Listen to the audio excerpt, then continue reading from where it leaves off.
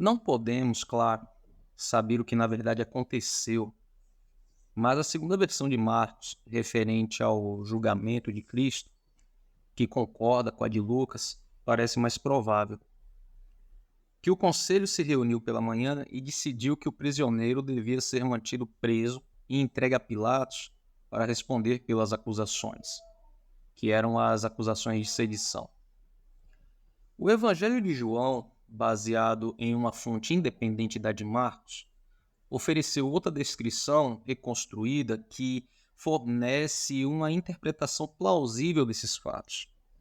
De acordo com João, os principais sacerdotes, alarmados com as multidões que Jesus atraía, temiam que sua presença em Jerusalém durante a Páscoa pudesse deflagrar manifestações públicas, pois, segundo Marcos, capítulo 11 e o versículo 48, diz o seguinte: virão os romanos e tomarão não só o nosso lugar, mas a própria nação. A agitação civil que precedeu a Guerra Judaica, como João e seus contemporâneos sabiam muito bem, confirmou a exatidão dessas preocupações com possíveis represálias romanas. Inúmeros estudiosos do Novo Testamento que analisaram a descrição do comparecimento de Jesus perante o Sinédrio concordam em que é provável que Marcos ou seus predecessores tenham escrito a primeira versão para enfatizar o principal argumento, que era o fato de Pilatos apenas ter ratificado um veredicto judaico anterior e executou uma sentença de morte que ele nem ordenou e nem aprovou, mas uma sentença proferida por unanimidade por toda a liderança do povo judeu. Isso não significa, no entanto, que Marcos foi motivado por má vontade contra os líderes judeus. Na verdade, ele, para muito antes do ponto, e aqui foram Mateus, Lucas e João, para culpar os líderes judeus pela crucificação, embora a tendência para acusá-los já tivesse começado antes de seu tempo e produzido efeito sobre a narrativa. Não obstante, Marcos e seus companheiros de crença, como seguidores de um criminoso condenado, sabiam que essa lealdade despertaria suspeitas e provocaria represálias. Os magistrados romanos já haviam prendido e executado vários membros importantes do movimento, incluindo Pedro e Paulo.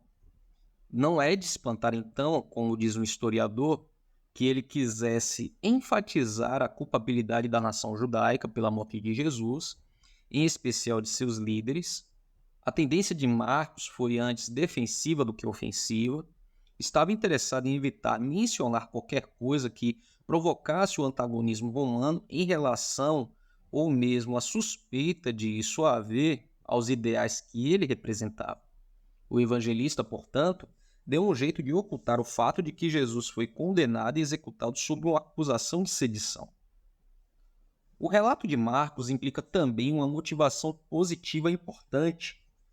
É sua intenção que o julgamento perante o Sinédrio mostre a situação precária em que ele e seus companheiros de crença se encontravam em relação aos líderes das comunidades judaicas durante e após a guerra.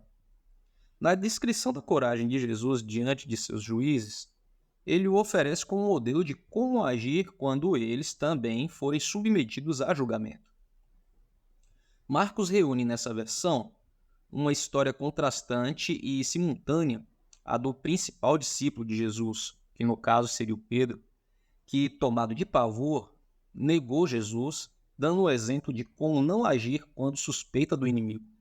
Isso porque, enquanto Jesus enfrentava o Sinédrio e admitia sua missão divina, arriscando-se com ousadia e aceitando a uma sentença de morte, Pedro afirmava que nunca o conhecera, tendo às escondidas o seguido até a cena do julgamento. Diz Marcos: Pedro permaneceu aquecendo as mãos ao lado da fogueira, quando um dos servos da casa lhe disse: Tu também estavas com Jesus, o Nazareno. Esse está registrado em Marcos, no capítulo 14, versículo 6.